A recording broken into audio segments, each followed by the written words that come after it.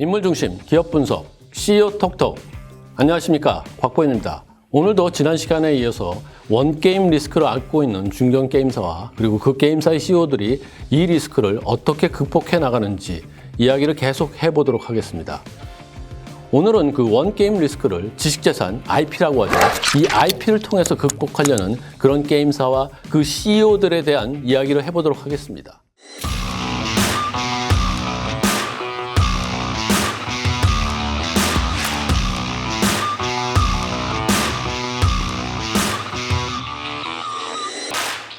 네, 오늘도 비즈니스 포스트에 이규현 기자가 자리를 함께 했습니다.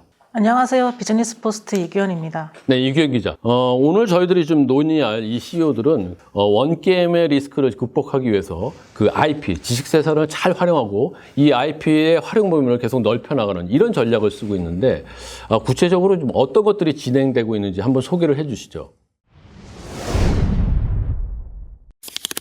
네, 송병준 컴투스 대표이사가 서머너즈와 IP 기반의 게임을 여러 개 준비하고 있는 것을 지식재산 확장의 대표 사례로 볼 수 있습니다. 송병준 대표는 2012년 한 인터뷰에서 2000년 창업한 뒤 모바일 게임만 개발하다 보니 세계 어떤 회사와 경쟁해도 이길 수 있는 수준의 개발력을 갖췄다고 자부한다 라면서 자신감을 보였는데요. 컴투스가 2014년에 내놓은 서머너즈와 천공의 아레나는 송병준 대표의 자신감을 입증한 사례로 볼 수 있습니다. 이 게임은 현재 출시된 지 7년째에 접어들었는데요. 게임 중심지인 북미와 유럽 시장 중심으로 흥행을 이어가고 있습니다. e스포츠 접목을 통해 게임 수명을 연장한 사례에도 포함되고요.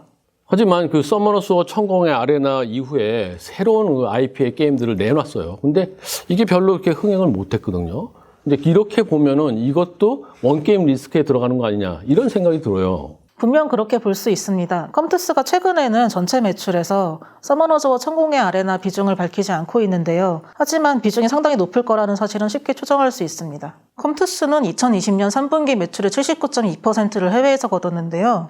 이 해외 매출액의 상당 부분을 북미와 유럽 지역에서 거뒀습니다. 아까도 말씀드렸듯 북미와 유럽 지역은 서머너즈와 천공의 아레나가 흥행하고 있는 지역이죠.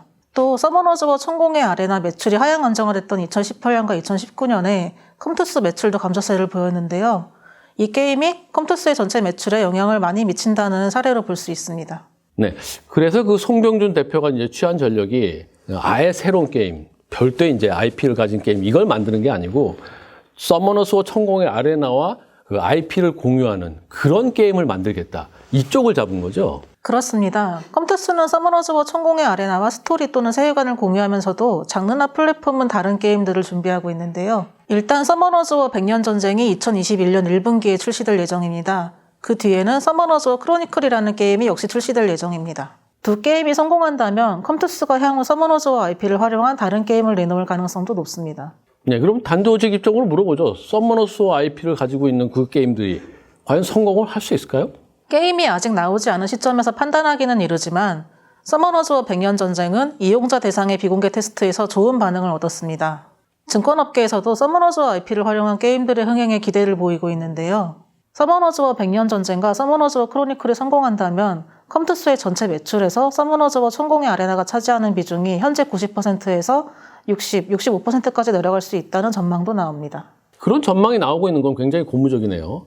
어쨌든 근데 아직 나오지 않은 게임들의 흥행 가능성을 그렇게 높게 점치고 있다는 거는 그 서머너스와 천공의 아레나가 다져놓은 그 지식재산, 그 IP의 힘이 그만큼 강력하다. 이거를 이제 입증하는 것 같은 그런 생각이 드는데요. 자, 그렇다면 컴투스 말고 이처럼 그 IP를 활용하고 확대하는 그런 회사, 그 CEO들은 또 누가 있을까요? 이런 원게임 바탕의 IP 전략을 다른 게임사들과는 조금 다른 방식으로 추구해왔던 회사가 있는데요. 그곳이 바로 위메이드입니다. 위메이드는 PC 온라인 게임이 대세였던 시절에 미르의 전설 2라는 흥행작을 냈는데요. 이 게임이 중국에서도 인기를 끌면서 위메이드 매출의 70% 이상을 차지했던 시절이 있었습니다. 옛날부터 이제 중국에서 큰 인기를 얻었었군요. 국내에서 인기가 가라앉은 뒤에도 중국에서는 미르의 전설 2 인기가 계속됐습니다. 위메이드에 따르면 미르의 전설 2와 관련해 중국에서 벌어들이는 전체 연간 매출만 9조 원에 이른다고 합니다. 그래서 위메이드는 중국 게임사에 미르의 전설 2 라이선스를 내주고 수수료를 받는 방식으로 관련 매출을 계속 올려왔습니다. 그러니까 미르의 전설 IP 라이센스를 이제 중국 회사에 주고 중국 회사가 이제 또 게임을 만들어서 수익을 올려서 수수료를 내고 이렇게 계속해서 성공적으로 이어가고 있다고 하는 거는 미르의 전설이 그만큼 강력한 힘을 가진 IP다. 뭐 이렇게 볼 수 있겠네요. 네, 장영국 위메이드 대표도 같은 생각을 하고 있습니다. 지난해 지스타에서도 우리는 중국 1등 IP를 쥐고 있다라면서 미르의 전설을 이야기했습니다. 근데 그렇게 좋은 IP를 쥐고 있으면은 남에게 빌려주고 수수료를 받는 것보다는 직접 자기가 게임을 만들어서 파는 게 더 많은 매출을 올릴 수 있지 않나 이런 생각이 들거든요. 그리고 또 이제 라이선스 문제와 관련해서는 위메이드가 중국의 회사들과 좀 분쟁도 있고 그러지 않았나요? 그렇습니다. 그래서 장형국 대표도 미르의 전설 IP를 활용한 신작 게임 여러 개를 준비하고 있는데요. 미르4가 지난해 11월 출시되면서 첫 스타트를 끊었습니다. 2021년에는 미르 M과 미르 W를 내놓을 준비도 하고 있고요. 자회사 위메이드 트리를 통해서 미르의 전설 IP 기반의 블록체인 게임 재신전기를 출시할 계획도 잡았습니다. 장형국 대표는 2021년 신년사에서 미르 M 출시와 관련해 미르의 전설 IP의 게임 라인업을 추가하면서 전통적 지식재산이 다시 한번 새롭게 확장하는 계기가 될 것이다 라고 말했습니다. 네, 장영국 대표는 미르의 전설 IP를 이용한 신작 게임을 내놔서 정말 미르의 전설 2가 중국에서 거두었던 그 영광, 이걸 좀 재현해 보겠다. 뭐 이런 목표를 가지고 있는 것 같습니다. 그러려면 그 외자판호, 그러니까 외국 게임의 판매 허가를 중국에서 이제 내줘야 되는데, 한학령 이후에 한국 게임들이 이 외자판호를 사실상 못 받지 않았나요? 지난해 말 컴투스, 서머너즈와 천공의 아레나가 한한령 이후 처음으로 중국에서 외자판호를 받았습니다. 하지만 그 뒤로는 별다른 소식이 없는데요. 다만 장형국 대표는 지스타 당시 코로나19와 정치 문제 등 여러 문제가 섞여 있어 예측이 쉽진 않지만 미르4의 외자판호 발급은 긍정적으로 전망된다라고 말했습니다. 장형국 대표가 한국 게임업계에서 대표적인 중국 전문가로 꼽히는 데다 장형국 대표와 지스타에서 그렇게 말한 이후 컴투스가 외자판호를 받은 점을 고려하면 미르의 전설 IP 게임들이 중국 외자판호를 받을 가능성도 무시할 수는 없습니다. 사실 그 컴투스나 위메이드 말고도 많은 게임 회사들이 기존의 그 흥행작의 IP를 활용해서 새로운 뭐 장르, 새로운 플랫폼으로 새 게임들을 만드는 이 노력들을 많이 하고 있지 않나요?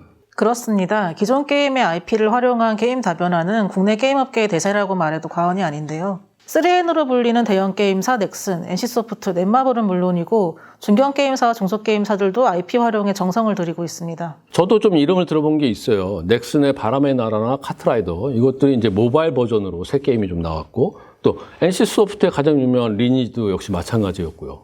네, 넥슨에서 내놓은 모바일 게임인 바람의 나라 연과 카트라이더 러쉬 플러스는 지금 현재 넥슨을 대표하는 모바일 게임이 되었고요. NC소프트에서 내놓은 모바일 게임인 리니지 M과 리니지 2M도 역시 현재 NC소프트의 기둥이 되었습니다. 상대적으로 자체 게임 IP가 적었던 넷마블조차도 세븐나이츠 IP를 활용한 게임 다변화에 열을 올리고 있습니다. 그러면 이렇게 기존 게임들의 IP를 활용한 것들이 대세가 된 이 이유는 뭔가요? 일단 기존에 흥행한 게임들은 과거 그 게임을 즐겼던 이용자 수가 많습니다. 그 게임의 IP를 활용한 다른 게임에 관심을 가질 사람 수도 그만큼 더 많다는 뜻인데요. 국내 게임 시장, 특히 모바일 게임 시장은 현재 사실상 포화 상태에 놓여 있습니다. 이런 상황에서 조금이라도 더 높은 인지도를 갖춘 게임은 상대적으로 유리한 위치에 서 있을 수밖에 없습니다. 게임 통계 웹사이트 개볼루션에 따르면 2021년 초 기준으로 구글 플레이 게임 매출 순위 20위권 안에 들어간 게임의 절반 정도를 기존 게임의 IP를 활용해 만들어진 게임들이 차지하고 있습니다. 네, 그렇게 게임이 이제 잘 나가면은 그 게임의 IP를 활용해서 다른 수익원도 만들어낼 수 있지 않을까 이런 생각이 들거든요. 예를 들면 뭐 만화, 소설, 뭐 애니메이션, 뭐 원소스 멀티 유즈라고 얘기했는데 이런 것들이 가능하지 않을까요? 네, 앞서 얘기했던 손병준 대표나 장형국 대표도 원소스 멀티 유즈를 염두에 두고 기존 게임의 IP 확장을 추진하고 있습니다. 컴투스는 미국 스카이바운드 엔터테인먼트와 손잡고 서머너즈와 관련된 소설, 만화, 애니메이션 등을 만들고 있고요. 위메이드도 미르의 전설 IP를 활용한 웹툰과 소설 등을 선보였습니다. 이런 부분에서 성과를 낼 수 있다면 원게임 리스크를 벗어던지는 건 물론이고 정말 안정적 수익원을 확보하게 되는 셈입니다.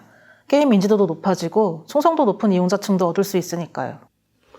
네, 지금까지 저희들은 원게임 리스크를 어떻게 극복하는지 이러한 이야기를 좀 해봤습니다. 하나의 게임이 무한히 사랑을 받을 수 없기 때문에 이 원게임 리스크는 반드시 극복을 해야 될 그런 문제인 것은 분명해 보입니다. 그래서 이와 같이 원게임 리스크를 안고 있는 중견 게임사의 CEO들은 이것을 극복하기 위해서 굉장히 많은 애를 쓰고 있습니다. 하나는 완전히 이제 새로운 신작을 만들어서 그것이 새로운 IP가 되는 이런 전략이 될 수 있고요. 그리고 또 다른 하나는 기존의 흥행작의 IP를 활용해서 흥행성이 높은 그런 게임을 이어가는 그런 방식일 겁니다. 올해 그 원 게임 리스크를 안고 있는 중견 게임사의 CEO들이 과연 어떠한 방식으로 이와 같은 리스크를 극복해 나가는지 저희들이 계속 지켜보도록 하겠습니다. 네, CEO 톡톡 원 게임 리스크 게임사와 CEO 이야기 이 정도로 마무리하겠습니다. 끝까지 시청해 주셔서 대단히 감사합니다.